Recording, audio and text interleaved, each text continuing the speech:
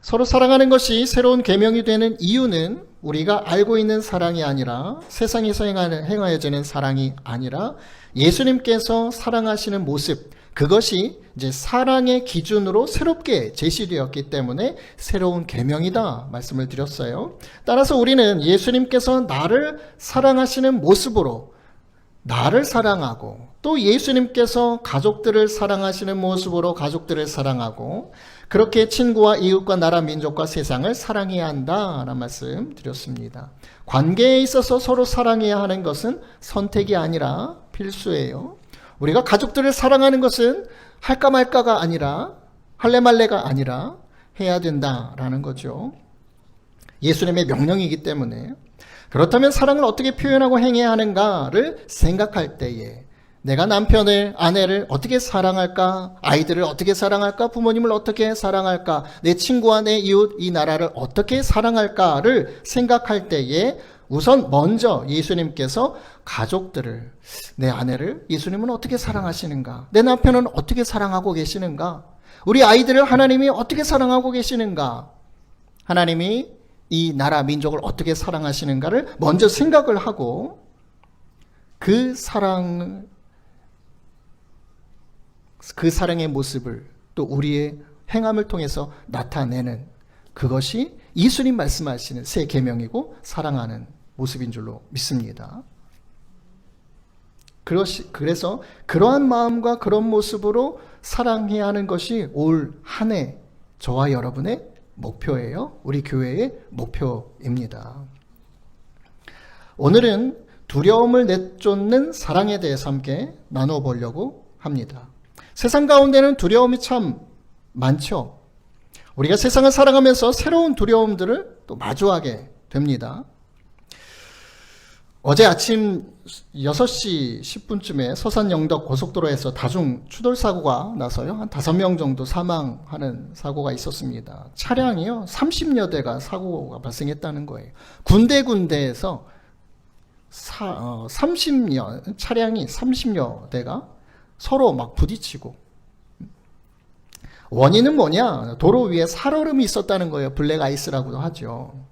그래서 여러 군데에서 차량이 미끄러지면서 사고가 다발적으로 난 거예요.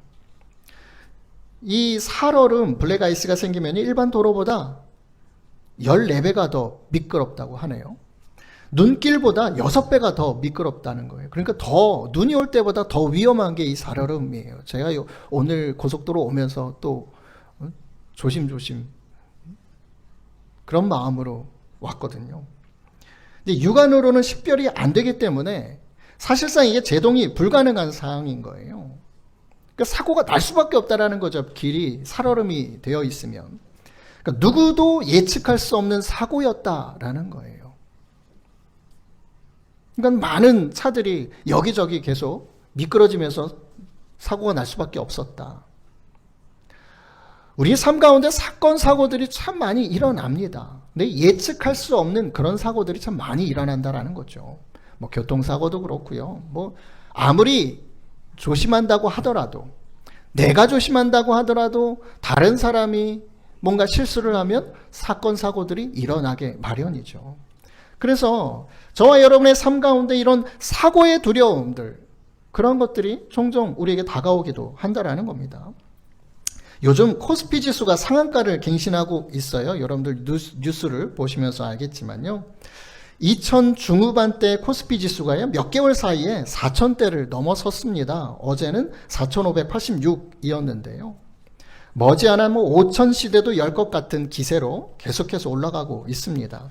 그러니까 미국과 중국의 치열한 인공지능 패권 경쟁에서 반도체라는 것의 존재감이 커지는 이런 국제 정세 가운데 우리나라 증시 또한 이 반도체를 중심으로 해가지고 강세를 보이면서 가파르게 계속 올라가고 있는 거예요. 사실상 반도체를 책임지고 있는 두 기업이죠. 삼성전자하고 SK 하이닉스가 끌어올린 주가이기도 합니다.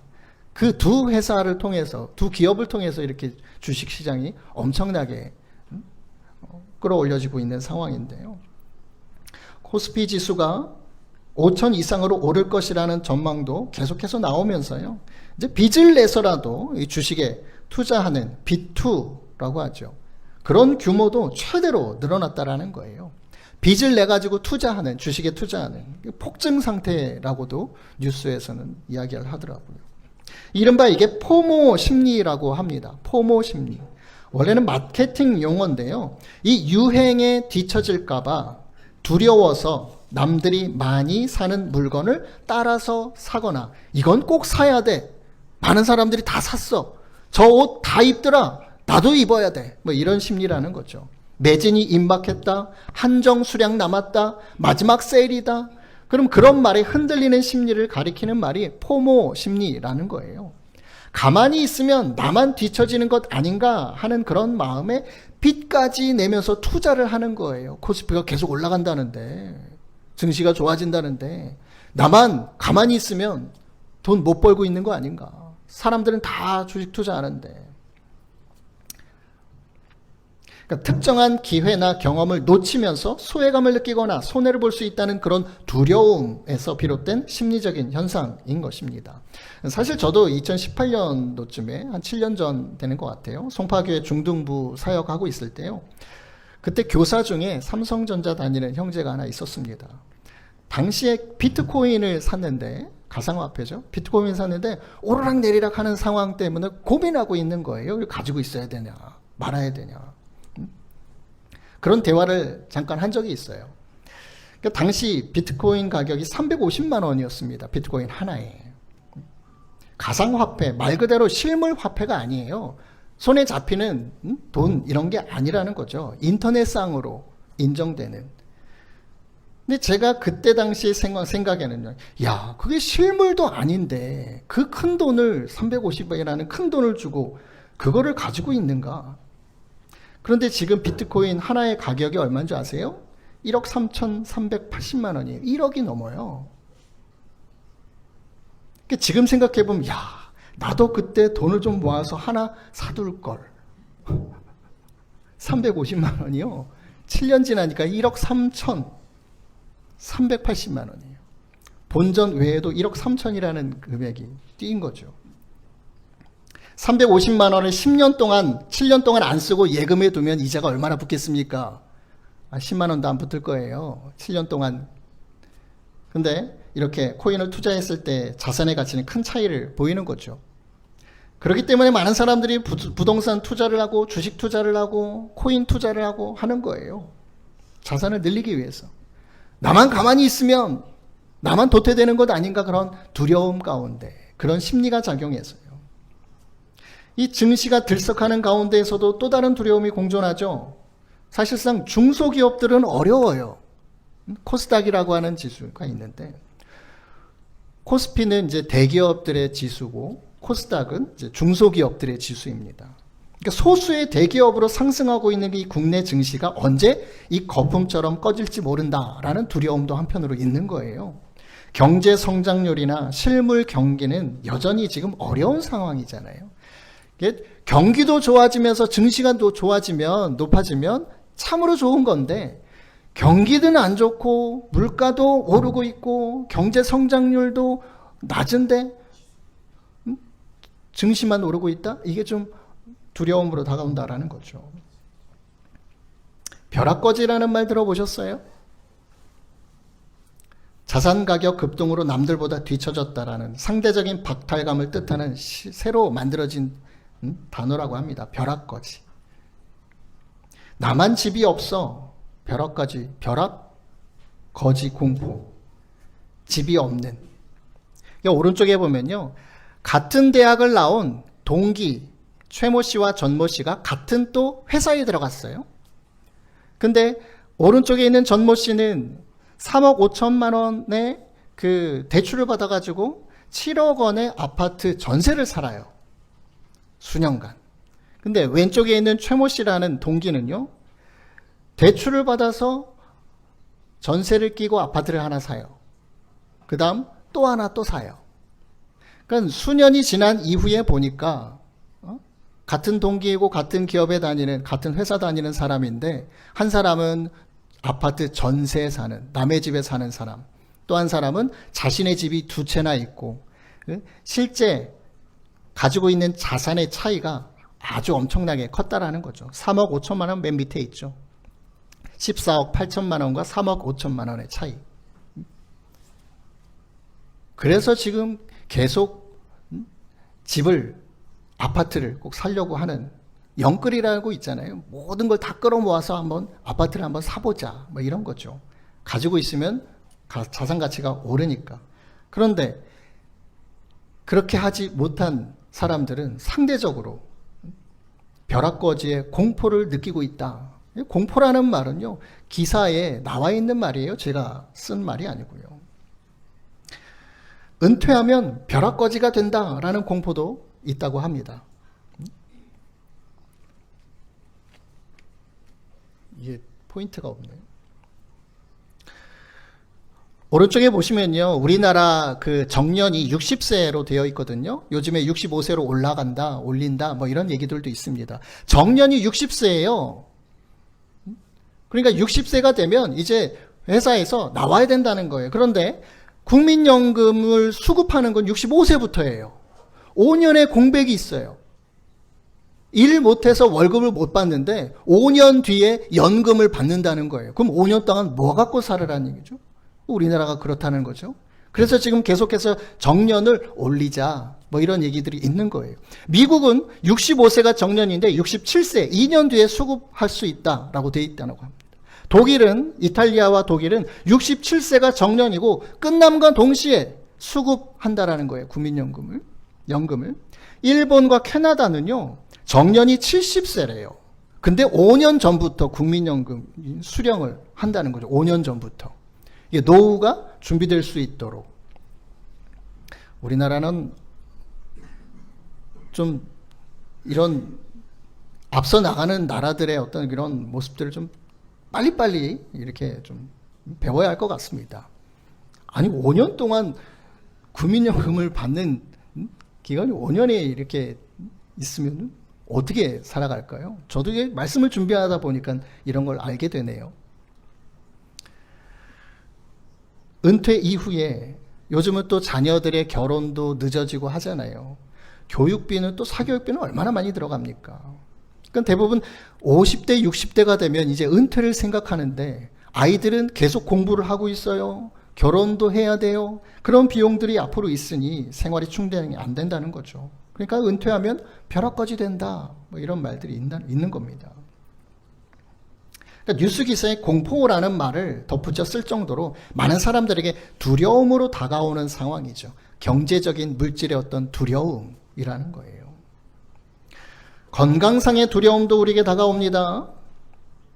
어제 주말 드라마 보세요. 우리 성도님들은 드라마 잘 안 보시죠? 주말 드라마 화려한 날들을 보면요, 남자 주인공이요, 젊은 나이인데 확장성 심근병증이 생겼어요. 갑자기 심장 이식을 받아야 된대요. 심장 근육의 이상으로 심장 기능이 약화되는 증상이래요. 원인은 유전적인 요인도 있고 바이러스성 심근염이 알려져 있지만 많은 경우, 환자들의 많은 경우 정확한 원인을 알 수 없다라고 하는 거죠. 드라마에서도 갑자기 주인공이 갑자기 증상이 나타나니까 병원 가서 검사해 보니까 이런 증상을, 이런 질병을 알게 됐던 거죠. 드라마이기 때문에 각 작가의 갑작스러운 병증 시나리오 전개라고 생각되십니까? 질병은요, 예고 없이 찾아올 수 있는 거잖아요. 증상이 나타난 뒤에는 이미 질환이 상당히 진행된 경우가 많아요. 언제 나에게 이런 아픔과 고통이 다가올지 모르기 때문에 건강상 두려움이라는 것도 늘 우리 앞에 있다라는 거죠. 어두움에 대한 두려움, 사실 밤이고 깜깜하면 좀 두려움이 생기잖아요. 우리 큰아들 얘기를 좀 하려고 하는데 우리 작은아들 얘기를 많이 했으니까요. 우리 큰아들 예준이가요, 저보다 이제 키도 크고 등치가 있습니다. 그런데 잠을 잘 때 늘 무드등을 켜놓고 잡니다. 좀 빛이 있어야 돼요. 유독 어두움에 대한 두려움이 좀 있습니다. 학교에서 무서운 영화를 보고 온 날은요, 어김없이 밤에 잠잘 때 무서운 꿈을 꾸는 것 같아요. 제가 여러 번 들었어요. 잠자다가 막 큰 소리가 나요. 소리가 나요. 잠꼬대를 그렇게 하는 것 같아요. 왜 그럴까 생각해 봤습니다. 둘째는 그렇게 어두운 걸 무서워하지는 않거든요. 근데 제 생각에는요, 어렸을 적에 한 5살이었나? 두려움을 크게 느낀 경험이 있어서였던 것 같아요. 치과를 한번 처음 데려갔는데 그 치과가 좀 이상한 치과예요. 부모님은 밖에 계세요. 아이들 치료하겠습니다. 근데 치과 치료하다가 움직이면 안 되니까 거기는 아이들 이렇게 묵더라고요. 그 베드에.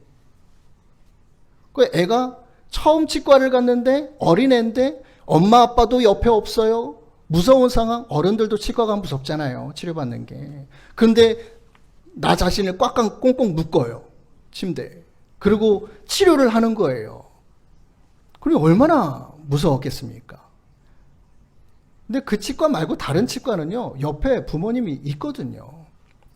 둘째도 많이 치과를 데려가 봤지만 옆에 있어요. 그래서 괜찮다, 안 아프다 막 얘기를 해줘요. 근데 큰애가 그때의 어떤 그런 큰 두려움을 한번 느꼈기 때문에 아마 지금도 어떤 그런 두려움이라는 게 있는 것 아닌가라는 생각을 해보게 됩니다. 사실 어두움이라는 것은요, 아이나 어른이나 두려운 것은 마찬가지인 것 같습니다. 어두움 자체가 무서운 것이 아니라 그 어두움 속에 숨어 있는 것이 무엇인지 모르기 때문에 두려운 거죠. 제가 어렸을 때에도 전라도 광주에 잠깐 한 4년 정도 살았거든요. 초등학교 1학년 때부터 4학년 때까지요. 처음 이사 갔던 집 말고 그 두 번째로 이사 갔던 집이요, 골목에 막다른 집이었어요. 골목이 참 길었습니다. 좁고 또 그 당시에는 이 가로등도 별로 없어요. 등도 깜깜해요. 근데 하필 우리 집은 막다른 집이에요. 저녁에 가게에 뭘 사러 심부름을 갔다 오면요, 얼마나 무서운지 모릅니다. 끝이 안 보여요. 빨리 집에 가야 되는데. 그 어두움의 무서움, 그 어두움 가운데 뭐가 숨어 있을지 모르니까요. 그래서 두려움을 갖는 거죠. 그러니까 같은 맥락에서 생각을 해보면요, 우리의 삶 속에는요, 늘 무엇에 대한 두려움이 존재하고 있다라는 거죠. 두려움을 느끼도록 하는 일들이 계속 다가온다라는 거예요. 세상 가운데는요, 언제나 두려움이 있습니다. 그런데 잘 생각해보면 두려운 존재가 명확히 있다기보다는 앞날이 뚜렷하게 보이지 않기 때문에 두려운 마음을 갖는 거죠. 사고가 날까봐 두려운 마음을 갖는 거죠. 사고가 났기 때문에 두려운 게 아니라는 거예요. 경제적으로 어려워질까봐 두려워하는 거고요. 건강을 잃을까봐, 질병이 찾아올까봐 두려운 거죠. 어두운 곳에서 무언가가 나타날까봐 두려운 거예요. 그런 일들이 막상 다가오면요, 그때부터는 두려움의 마음보다는요, 근심, 걱정, 불안함이 더 커지죠. 이걸 어떻게 해결할까 고민하기 때문에요. 다시 말해서 여러 두려움의 감정이 우리에게 다가오는 이유는요, 궁극적으로 보면 가난과 질병과 고통과 죽음의 문제가 우리의 삶에서 해결되지 않았기 때문에 그렇다라는 거예요. 앞으로 이 문제들이 어떻게 내 삶 가운데, 내 미래 가운데 이루어질지 알 수 없기 때문에 두려움이 임한다라는 거죠. 세상은요, 죄악으로 인해서 가난과 저주와 질병과 죽음의 두려움에 사로잡혀 있습니다. 그런데 그 누구도 이 문제를 해결할 수 없었고 해결해 주지 않았어요. 세상은요, 문화와 기술이 발전하면서 산업혁명 이후로 많은 기술이 놀랍게 발전하고 있었죠. 문명이 발전하면서 1차원적인 먹고 사는 문제가 해결이 되고요, 그것에서 더 나아가서 이제 삶의 문제를 해결하면서 인간의 삶의 질을 향상시켜 왔죠. 기술의 발전으로 인하여서. 선의와 정의, 공정, 자유와 평등, 먹고 사는 것이 해결되니까 이제는 이런 자유와 평등과 정의와 공정, 이런 가치들이 중요시하게 되는 거고, 윤리, 도덕적인 가치들에 큰 의미를 부여하기 시작했다라는 거죠. 그에 따라서 규범도 만들어지고 법이 만들어지면서 세상 가운데요, 산재에 있는 모든 죄와 악의 문제들을 그렇게 조금씩 해결해 왔던 거예요. 그렇지만 그런 노력에도 불구하고 세상은 좀처럼 나아지는 것처럼 보이지 않습니다. 1900년도 20세기 수많은 전쟁들이 있었죠. 두 차례의 큰 세계대전이 있었잖아요. 1차 세계대전 때요 1700만 명이 사망했다고 하고요. 2차 세계대전 때는 6천만 명이라는 사람이 사망했다고 하는 거죠. 그런 20세기의 전쟁들이 이제는 종식이 되고 경제적으로 모든 나라들이 어떻게 하면 잘 살까를 하면서 전쟁이라는 건 조금 수그러들었던 것 같아요. 지금 21세기를 살아가지만 오늘날은요 자국의 이익을 위해서 다시금 무력 전쟁을 불사하는 모습 보여지고 있잖아요. 과거처럼 돌아가고 있다라는 거예요. 먹는 것이 풍성한 시대를 살고 있지만 지구상 어떤 곳에서는요 여전히 가난과 굶주림과 기아가 늘어나고 있어요. 우리 배불러서 남아서 버리는 음식이 얼마나 많은지 모릅니다.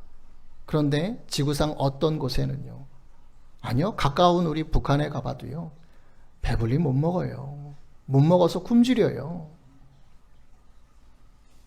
의료 기술이 놀랍게 발전해 왔지만요 코로나19라는 새로운 바이러스의 출현을 우리가 경험한 바 있잖아요. 전 세계가 깜짝 놀라고 힘들었죠.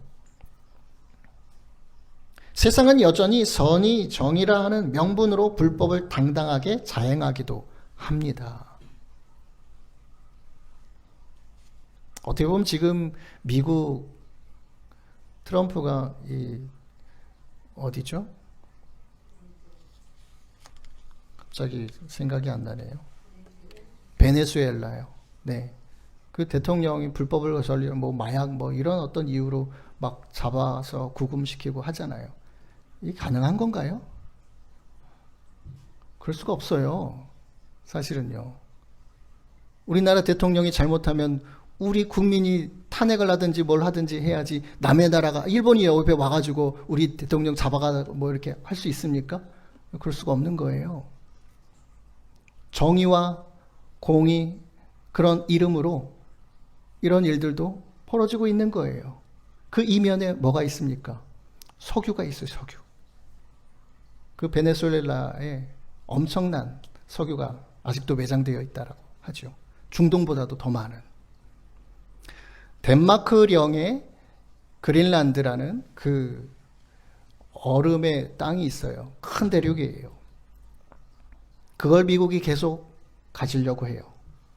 왜요? 자원이 풍부하기 때문에요. 전 세계 경찰의 역할을 해왔던 미국이지만 자국의 이익을 위해서 그렇게 불법을 행하기도 하는 게 오늘날 현실이라는 거예요. 이런 세상이 죄와 악의 문제를 해결할 수 있을까? 죄악으로 인한 저주와 가난, 질병과 고통, 죽음의 문제를 해결할 수 있을까? 그럴 수 없다라는 거예요. 그 누구도, 그 어느 나라도요, 해결할 수가 없어요. 그런데 하나님께서 그것을 해결하셨다라는 거죠. 하나님의 사랑이 이 문제를 해결했다라는 거예요. 우리가 잘 아는 말씀이죠. 요한복음 3장 16절 17절입니다. 하나님이 세상을 이처럼 사랑하셔서 독생자를 주셨다. 이는 그를 믿는 자마다 멸망하지 않고 영생을 얻게 하려 하심이라. 하나님의 사랑을 통하여서 이 모든 세상이 멸망으로 가는 것이 아니라 구원으로 영생으로 가도록 하셨다라는 겁니다. 17절 보세요. 하나님이 그 아들을 세상에 보내신 것은 세상을 심판하려 하심이 아니고 예수님으로 말미암아 세상이 구원받게 하려 하심이라. 이미 2000년 전에 하나님께서 행하셨다라는 거죠. 하나님께서 세상을 사랑하셨고 그 행위로, 사랑의 행위로 독생자 예수님을 보내주신 거예요. 그래서 세상이 멸망하지 않고 영생을 얻도록 하셨습니다. 세상을 심판하시기 위함이 아니라 세상을 구원받게 하시기 위해서요. 가난과 저주와 질병과 고통, 죽음으로부터 벗어나도록 하신 거예요. 예수님의 공생의 기간의 모습을 통해 충분히 우리가 볼 수 있죠. 많은 질병 걸린 사람들이 또 치료를 받았고, 배고팠던 그 5,000명 이상이 되는 많은 사람들이 오병이어로 배불리불, 배가 부르는 그런 은혜도 누렸고요. 이 모든 것이 한 가지 이유에서 비롯된 거예요. 바로 하나님께서 세상을 사랑하셨다. 그 이유 하나로요. 온 세상을 구원한다는 것만큼 큰 능력이 어디 있겠습니까? 하나님이 온 우주를 창조하실 만큼의 전지전능한 능력을 지니고 계셔서 이 세상을 구원하셨다. 그것이 아니고요. 우리가 세상 가운데 생각하는 영웅이나 세상을 구원하는 어떤 그런 능력이 있으니까, 우리가 영화 같은 데 보면 초자연적인 어떤 능력이 있으니까 영웅으로서 세상을 구하는 거잖아요. 하나님이 능력이 있어서 이 온 세상을 구원하셨다? 그렇게 성경은 얘기하지 않습니다. 물론 하나님은 온 우주를 창조하신 능력이 전지전능하신 분이에요. 근데 그런 능력이 있으셨기 때문에 세상을 구하셨다가 아니라는 거죠. 구원의 능력은 어디에서 왔느냐? 사랑에서 나왔다라는 거예요. 사랑. 하나님이 세상을 사랑하셔서. 사랑에는 큰 능력이 있음을 믿으시기 바랍니다. 서로 사랑하는 것이 예수님의 명령이고 우리의 삶의 목표이지만 더 나아가서 사명감의 마음으로 이루어 가야 하는 목표인 것 같습니다. 아까도 말씀드렸죠? 선택이 아니에요. 사랑할래 말래? 아니에요. 할까 말까? 아니라는 거예요. 해야 된다는 거죠. 그것은 단지 세상과 사람들에게 선하게 대하고 우리의 사랑의 모습이 용서하고 용납하고 배려하면서 내 그러한 사랑의 모습으로 세상을 좀 더 나은 모습으로 바꾸는 정도의 그런 차원이 아니다라는 겁니다. 하나님께서 세상을 사랑하셨기 때문에 세상 가운데 예수님이 오신 거예요. 그분으로 인해서 평화가 임하고 참된 생명이 임하고 구원이 임한 겁니다. 그러므로 사랑한다라는 것은요, 놀라운 결과를 내는 능력, 그것이 사랑 안에 담겨 있다라는 거예요. 변화의 능력이 담겨 있다라는 거예요. 사망에서 생명으로 변화시키는 능력이 사랑 안에 담겨 있다라는 거예요. 가난, 저주, 질병에서 노연함을 얻어서 자유함을 얻고 강건함을 얻는 그런 놀라운 능력이 사랑 안에 담겨 있다라는 것입니다. 우리는 우리에게 두려움을 가져다주는 문제가 해결되어야 두려움이 사라질 것이라고 생각을 합니다. 그러면 우리는 앞서 얘기했듯이요, 계속해서 두려움에 사로잡혀 살아가야 해요. 두려움을 가져다주는 어떤 일들을 하나 해결하면 또 설상가상으로 다가오는 것이 그런 많은 일들이죠. 그럼 우리는 계속해서 두려움에 사로잡혀 살아가야 합니다. 하나 해결하면 또 다른 두려움이, 그거 해결하면 또 다른 두려움이요. 어떻게 살아갈 수 있겠습니까? 근데 성경은 뭐라고 말씀하느냐? 두려움을 내어 쫓으라고 말씀하시죠. 사랑 안에 두려움이 없고 온전한 사랑이 두려움을 내쫓는다. 두려움엔 형벌이 있음이라 두려워하는 자나 사랑 안에서 온전히 이루지 못하였느니라. 두려움을 내쫓는 것이 바로 사랑이라는 거예요. 두려움은 사랑 안에 존재하지 않습니다. 하나님이 저와 여러분을 사랑하시기 때문에 두려움이라는 것이 존재할 수가 없는 거예요. 근데 우리 가운데 왜 두려움이 다가오느냐? 우리와 나와 세상 가운데, 그 가운데 하나님이 계시면 두렵지 않습니다. 그런데 하나님이 안 계시면, 이 세상을 바라보는 나의 생각과 나의 마음 가운데 하나님이 없으면 두려움이 막 다가오는 거예요. 우리에게 있는 두려움을 해결할 수 있는 방법은요, 문제 해결이 아니에요. 사랑에 있다라고 성경은 말씀하고 있는 겁니다. 사랑을 온전히 이루는 것에 있는 거예요. 그 사랑은 바로 16절에서 이렇게 설명합니다. 하나님이 우리를 사랑하시는 그 사랑을 우리가 알고 믿고 있다. 그래서 저와 여러분이 구원받은 거잖아요. 세상을 사랑하신 저와 여러분을 사랑하셔서 예수님을 보내시고 그 사랑을 우리가 알고 있어요. 우리가 아까 교동문에서 함께 고백한 것처럼 하나님의 사랑이 어떻게 나타났느냐? 그 독생자 예수를 우리에게 보내주신 걸로 하나님의 사랑을 나타내셨다라는 거잖아요. 그 사랑을 우리가 알고 있고 믿고 있기 때문에 구원을 받은 겁니다.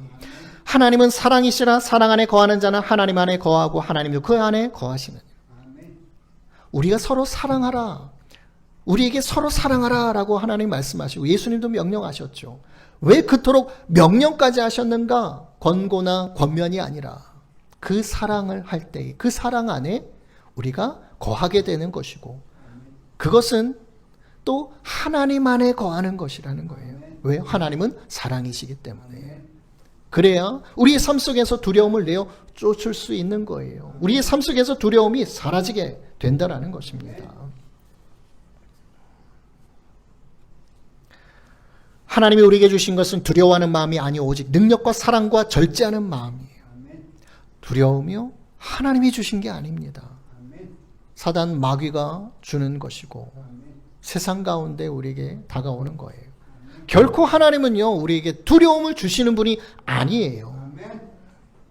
그래서 이사야 41장 10절에 이렇게 하나님 말씀하세요. 두려워하지 말라. 내가 너와 함께 함이라. 놀라지 말라. 나는 너의 하나님이 됨이라. 내가 너를 굳세게 하리라. 참으로 너를 도와주리라. 참으로 나의 의로운 오른손으로 너를 붙잡아 주리라. 사건 사고의 두려움, 경제적인 두려움, 건강의 두려움, 어두움에 대한 두려움, 막연한 보이지 않는 앞날에 대한 두려움, 모두 아직 일어나지 않은 것에 대한 두려움이지요. 미지에 대한 두려움이고요, 불확실함에 대한 두려움인 거예요. 그래서 하나님께서 우리와 함께 계심을 믿음으로 이런 두려움을 쫓을 수 있는 겁니다. 하나님이 우리를 사랑하셔서 보내주신 예수님은요, 세상 끝날까지 우리와 항상 함께 하시겠다고 약속하셨어요. 단 한순간도, 단 1분 1초도 우리와 떨어져 계시지 않겠다라는 약속이에요. 2026년에 이 모든 시간, 단 1초도요, 단 0.0001초도 예수님이 저와 여러분 곁에서 떠나시지 않으시겠다라는 약속이에요. 지금 그 약속을 계속 이루고 계십니다. 단지 우리가 힘들 때, 낙심될 때, 어려움이 다가올 때 하나님 어디 계십니까? 왜 나와 함께 하시지 않습니까? 왜 내 기도에 응답하지 않습니까? 우리의 생각이에요. 우리의 마음이에요. 우리가 그렇게 느끼는 거예요. 예수님은요, 단 0.1초도 우리 곁에서 떠나신 적이 없어요. 우리가 부족해서, 연약해서 죄를 지을 때에도 떠나시지 않는다는 거죠. 우리가 돌이키기를 바라시면서요. 우리에게 두려움이 임할 때 우리는 더더욱 하나님의 사랑을 기억해야 합니다. 하나님의 사랑으로 다가가야 합니다. 그러면 그 사랑이 우리에게서 두려움을 내어 쫓아내주는 거예요.